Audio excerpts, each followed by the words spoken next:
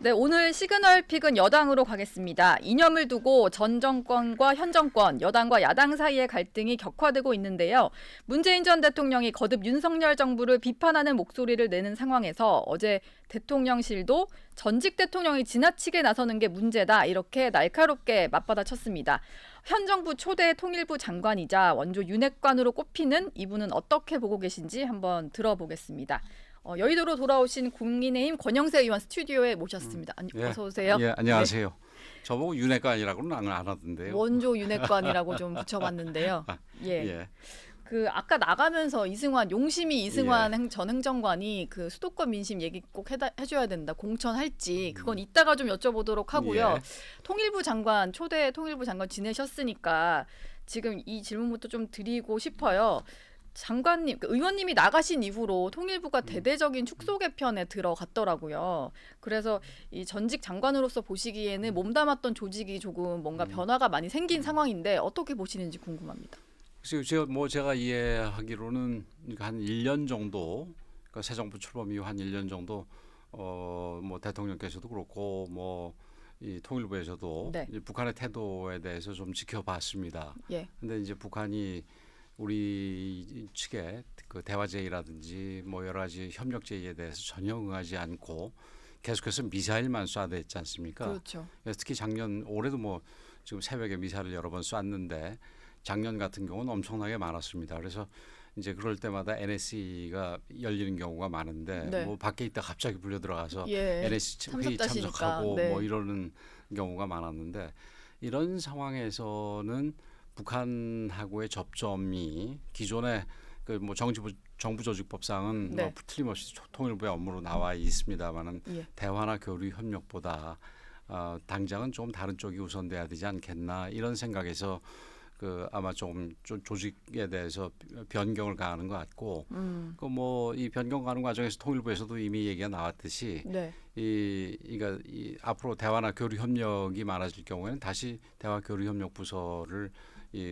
확충을 해서 다시 또 키우겠다 이런 얘기를 한 걸로 알고 있습니다. 근데 이게 일반 그 사기업으로 생각을 해보면은 만약에 이런 식으로 대화 교류 협력이 전혀 진전이 되지 않는 상황에서 이런 조직을 거의 놔두지 않았을 겁니다. 그렇죠. 그런 의미에서 좀 의미 있게 유연하게 조직을 가져가는 거는 필요한 부분이 아닌가 이렇게 생각을 합니다. 알겠습니다. 지금 의원님 마이크를 좀 가까이 해주시면 목소리가 좀 더 잘 들리실 것 같아서요.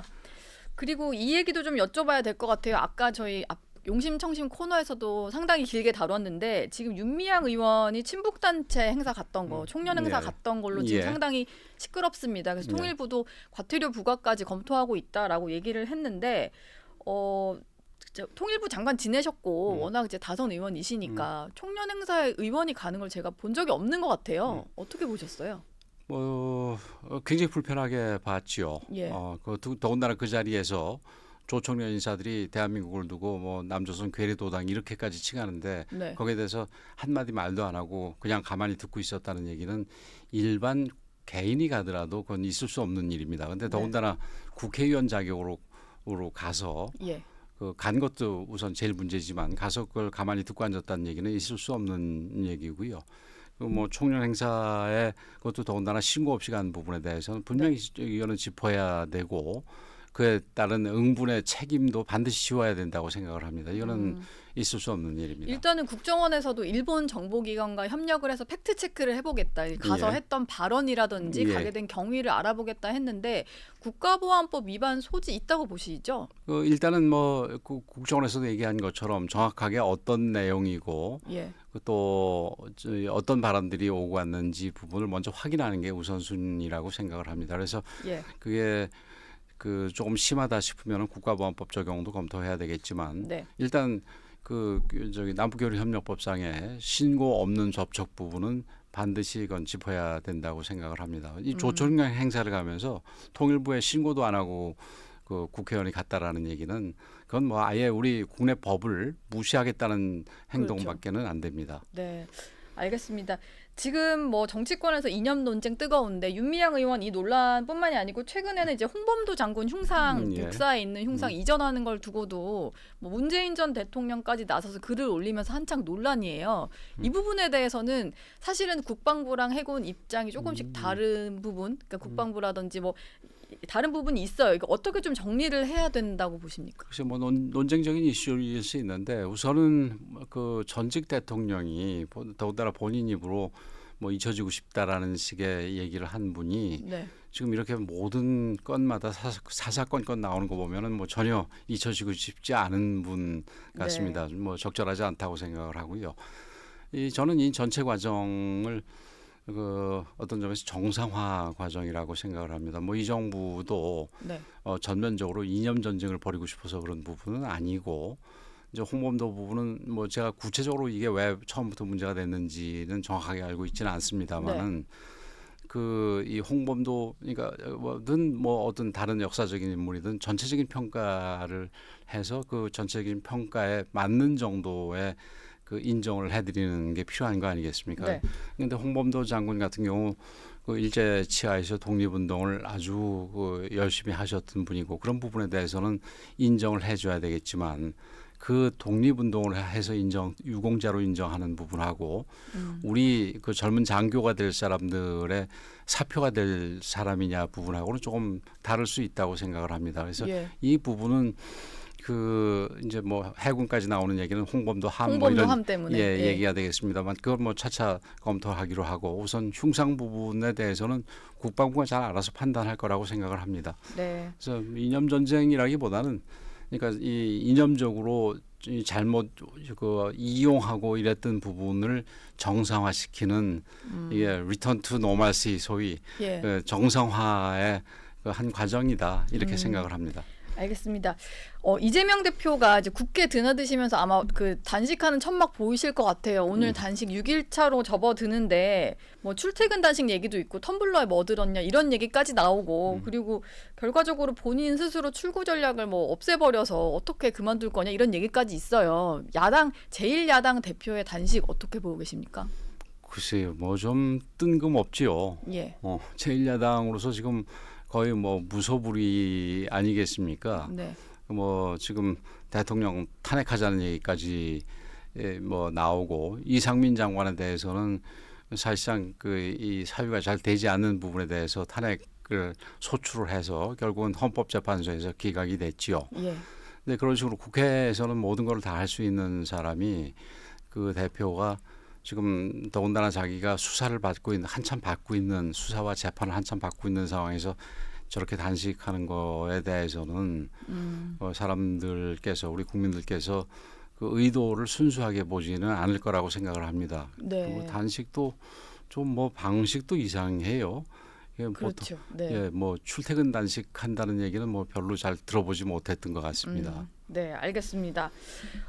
지금 여당 중진 의원을 모셨으니까 총선이 좀 뭐 많이 남기는 했지만 이 얘기를 안 여쭤볼 수가 없을 것 같아요. 지난 주말에 보니까 이준석 전 대표가 대구에 가서 뭔가 대구에서 나올 수도 있을 것 같은 뉘앙스의 말을 했더라고요. 뭐 만약 대구에서 겨뤄보라고 하면 가장 나쁜 놈과 붙겠다 뭐 이런 얘기까지 했는데 보시기에 이게 정말로 대구에서 나오겠다는 얘기로 읽히시는지 어떻게 좀 해석을 하셨어요? 글쎄요, 뭐 그렇지는 않을 거라고 보는데 그리고 모르겠습니다. 이준석 그 전 대표 같은 경우 이제 본인이 원하는데 어디든지 갈 수 있다고 생각을 하는지 모르겠는데 예. 뭐 내가 이러면은 여기 가서 하고 저러면 저기 가서 하겠다. 이건 뭐 무소속이면 가능할지 모르지만 그게 쉽지 않은 일이고 그래서 당하고 협의해서 지역을 결정하는 게 보통의 일인데 네. 무슨 소리로 무슨 뜻으로 그렇게 했는지 모르겠습니다. 그 당의 대표까지 지낸 분이라면은 네. 조금 더 이제 저기 신중하게 언행에 있어서 신중할 필요가 있지 않겠나 하는 아쉬움이 있습니다. 아무리 요즘 정치가 네. 그냥 단순히 딱딱하고 무거운 것보다는 이렇게 소위 펀을 찾는 부분이 있다 하더라도 너무 요즘에 좀 가벼워지는 것 같은 생각이 듭니다. 그런 부분에 그 우리 저기 이 MZ 세대 네. 전직 대표시지만 예. MZ 세대라도 이 공직과 관련된 부분은 조금 이렇게 신중하고 무겁게 가는 게 옳은 일이 아닌가. 네. 이 국가 일이라는 게 가벼운 일은 아니지 않습니까? 그렇죠. 그런데 말씀하셨는데 윤핵관들과 뭐 이준석 전 대표의 구원은 워낙 좀 깊어서 그게 또 뭐 봉합이 되기도 힘들어 보이고 그러다 보니까 겨냥을 많이 했더라고요. 윤핵관에 대해서도 그 부분도 조금 자제를 했으면 좋겠다 이런 입장이신 거죠? 글쎄요, 예, 그렇죠. 지금 뭐 대표로서 뭐 사실은 우리 당의 긍정적인 그 요소를 네. 가져온 것도 사실이지만 좀 갈등을 불러일으켰던 부분도 틀림없이 있었습니다. 뭐 네. 대선 과정에서도 제가 총괄본부장을 하면서 예. 조금 이 대표 문제 때문에 머리를 썩였던 부분도 좀 있습니다. 네. 근데 지금 뭐 이제 조금 더 성숙해지고 그럴 필요가 있다고 생각을 합니다. 근데 이준석 전 대표 공천을 하는 게 네. 지금 약간 보면 수도권 위기론이 많이 나오는 상황에서 이 전 대표를 품고 가는 게 좀 도움이 될 거라고 보십니까? 아니면 어떻게 좀 판단하고 계세요? 글쎄 뭐 아직 지금 이 공천이라든지 선거 결과라든지 이런 거를 예측하기는 좀 이르다고 생각을 합니다. 그 위기론 부분도 수도권은 그러니까 위기를 지금 단지 그냥 누가 만들어서 어렵게 됐다가 아니라 현재 어렵다라는 얘기라면은 네. 수도권은 늘 어려웠습니다. 예. 그 제가 다른 자리에서도 한번 얘기했습니다만은 지난 5번 여태까지 있었던 5번의 총선에서 수도권 중에서 특히 서울만 놓고 본다면은 우리가 50%가 아니라 40%를 얻었던 거가 딱 한 번 있습니다. 네. 나머지 4번의 선거에 있어서는 그 전체 48 혹은 49석 중에서 10여 석밖에 차지하지 못했어요. 예. 그런 면에서 수도권은 늘 어려운 지역인데 이제 수도권에 걸맞게 우리가 당이 여러 가지 뭐 전략도 세우고 행동도 해야 될 필요가 있다고 생각입니다. 그 중에서 뭐 가장 중요한 부분이 공천인데 네.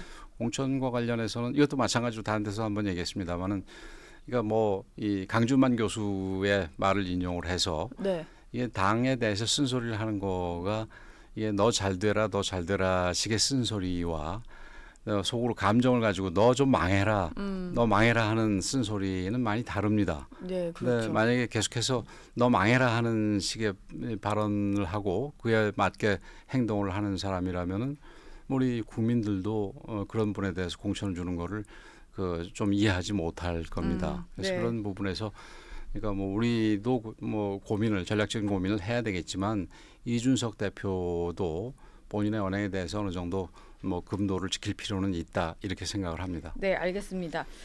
좀 더 여쭤보고 싶은 것은 아까 이승환 전 행정관이 네. 그 의원님께 좀 넘기고 갔던 그 질문에 대한 답을 좀 듣고 싶은데요. 강서구청장 공천해야 된다. 사실 의원님이 가장 먼저 그 중진 의원들 중에는 공천해야 된다 이렇게 말을 하셨어요. 그렇죠. 뭐 전체적으로 뭐 중진 아니라 제가 해야 된다고 얘기한 거는 처음인 것 같은데 저는 원칙론을 얘기한 겁니다. 네. 김태우 전 구청장이 지난번 2022년 지방선거에 구청장으로 출마할 때 이미 기소가 된 상태로 그랬죠. 알고 있습니다. 네. 그래서 그 당시에 이거는 그러니까 법으로 공익제보자라고 인정을 받지 못했지만 그거는 공익제보자의 여러 가지 법률적인 요건이 그래서 그렇지 사실상의 공익제보자고 그래서 거기에 대한 처벌에 대해서는 우리가 동의할 수 없기 때문에 우리가 공천을 한다 이런 얘기 아니겠습니까? 예. 그리고 그 이후에 재판 과정에서도 여러 가지 김태우 전 구청장에 대해서 이 특별 대우 뭐 좋은 의미의 특별 대우가 아니라 나쁜 의미의 특별 대우죠. 다른 재판권은 다 밀려 있는데 네. 그것만 패스트트랙으로 해가지고 전광석화처럼 그랬죠. 직을 그만두게 했지 않습니까? 그래서 이런 부분들을 고려할 때 우리가 김태우 전 청장이 이 처벌받아서 보궐선거가 나온 부분에 대해서는 다른 책임 있는 사유에 의해서 보궐선거가 생긴 경우와 다르게 공천을 새로 할 필요가 있다라는 게 제 생각입니다. 전 정부에서 좀 지나치게 빠르게 속도감 있게 해서 낸 결론이다 보니 다르다라고 보시는 거죠. 전 정부라기보다는 김명수 대법관의 네네네. 법원이지요. 최종 판결은 현 그렇죠. 정부에서 나왔으니까.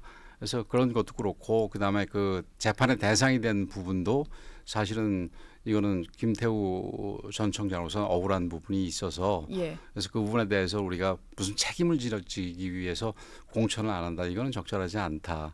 이렇게 얘기를 했던 거고 뭐 지금도 그 생각은 변함이 없습니다. 그러나 그렇다 그래가지고 그 지역에 반드시 김태우 후보를 뭐 1년이 지난 상황에서 또 내라는 얘기는 아니고 다른 후보도 있긴 있으니까 다른 후보도 있으니까 다른 후보하고 뭐 종합적으로 검토를 해서 그 어떤 후보가 가장 경쟁력이 있는지 그 경쟁력이 가장 높은 후보를 낼 필요가 있다. 이런 게 제 생각입니다. 한 가지 좀 궁금한 게 이게 지금 그 국민의힘 내에서도 좀 엇갈리는 시각인 것 같은 게 이번에 광복절 특사로 사면을 한 게 예를 들자면 이제 윤 대통령의 의중이 반영이 돼서 이번에 보궐선거 때 김태우 전 구청장을 공천을 하라는 쪽으로 좀 뭔가 사인이 온 게 아니냐 이렇게 보시는지 아니면 뭐 그거는 저는 반드시 그렇지는 않다고 생각을 하고요. 그거하고 상관없이 제가 드리는 말씀이고 근데 한 가지 그 부분과 관련해서 그 얘기를 하는 부분은 이 강서라는 데가 굉장히 안 좋은 지역입니다. 그 강서 이 가불병의 국회의원들이 우리가 계속해서 몇 번을 우리가 졌고 구청장도 강서구청장을 우리가 이겼던 적이 거의 없습니다. 그래서 이번에 뭐 좋은 공천을 해서 좋은 결과가 나오기를 기대를 하지만 만에 하나 그렇지 않다 하더라도 그게 무슨 뭐 그 앞으로 내년에 총선 전망을 어둡게 하는 부분이라든지 또 지도부에 대해서 이게 뭐 잘못했으니까 어쨌든 너희들 책임져라 뭐 이런 식으로 진행되는 거는 전혀 옳지 않다. 어떤 면에서는 지금 우리가 어떤 위치에 있는지 그러니까 강서만을 놓고 봐서 뭐 이게 뭐 졌다 그래서 우리가 나쁘다가는 아니고 한번 확인을 해볼 수 있는 기회를 오히려 버리지 말자 이런 우리 스스로 그래서 만약에 그 과거에 비해서 강서구청장이 과거에도 지고 이번에도 졌지만 진 정도가 좀 심하다. 혹은 과거에서 이겼지만 뭐 이번엔 졌다 이런 부분 작년하고 비교할 때 그렇죠. 그래서 이런 부분에서 우리가 어디에 있는지 어느 상황에 있는지를 한번 알아보는 것도 의미가 있다고 생각을 합니다. 그런데 사실 뭐 책임 부분에 있어서는 뭐 책임까지는 아니라고는 하셨는데 그래도 결과적으로 보궐선거 딱 한 곳 있고 수도권 민심 바로미터라는 곳에서 졌을 때 뭐 대표 책임론 같은 게 나올 수도 있지 않을까요? 근데 그게 옳지 않다는 얘기죠. 뭐 틀림없이 일부에서 제기하는 사람들이 있을 겁니다. 그러나 이 부분을 가지고 대표 책임론을 우리가 보더라도 과정에서 분명히 뭐 지도부가 너무 소홀히 했다든가 이런 게 생기지 않는 한 뭐 지도부 책임론을 제기하는 거는 그냥 지도부 나름대로 노력을 했는데 결과가 별로 안 좋았다. 이거 가지고 지도부를 비판하는 거는 옳지 않다. 이렇게 생각을 합니다. 알겠습니다. 의원님은 뭐 용산 지역구에서 나오실 거죠, 당연히. 그렇게 해야죠. 지금 지역 뭐 분위기는 좀 어떻습니까? 뭐 요즘 대통령실이 있다 보니까 조금 뭐 민감할 수도 있을 것 같은데요. 뭐 그 전체적으로는 굉장히 그 자부심을 가지고 좋아하십니다. 이게 이제 그 대한민국의 중심이 이제 서울이고 그 중에 중심이 용산이다 이런 어떤 자부심을 갖게 되는 건 좋은데 이제 좀 불편해하시는 분도 틀림없이 있지요. 어떤 부분이냐면은 시위가 그 용산에서 너무 많습니다. 다니면서 아마 우리 노은지 기자님도 보셨을 텐데 출근하면서 대통령실 출근하면서 많이 봤죠. 그하고 그다음에 이제 아무래도 교통량이 많아지고 대통령이 어디 외출하시거나 이럴 때는 통제가 있으니까 좀 교통량이 좀 지체가 좀 있다 이런 부분인데 교통 지체 부분은 오히려 그래도 조금 감소하시려고 하는 것 같은데 우리 국민들께서 이해를 하시는데 이제 시위는 좀 저한테 굉장히 컴플레인이 많습니다. 네, 알겠습니다.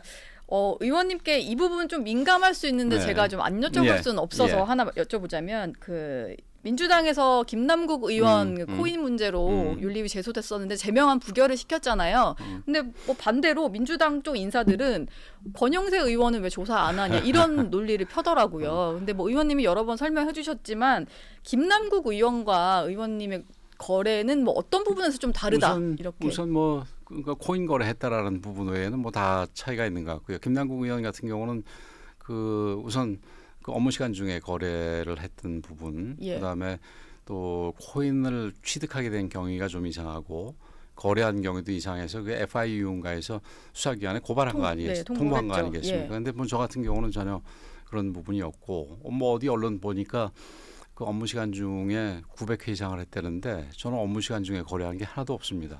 그래서 아마 윤리자문위원회가 민주당에서 그 저기 추천한 분인데 네, 네. 예, 김남국 의원에 대해서는 제명 권고까지 하면서 맞아요. 저에 대해서는 우리 윤재욱 대표를 통해서 그 아무런 문제가 없다고 얘기를 했던 거가 압축적으로 뭐 그와 저희 차이라고 생각을 합니다. 뭐 예. 사실은 그 민주당이 좀 정치적인 거 아니라 뭐 그래도 나름대로 형식을 갖추려면은 김홍월 의원도 같이 했으면 모를까 예. 좀 이상하지요.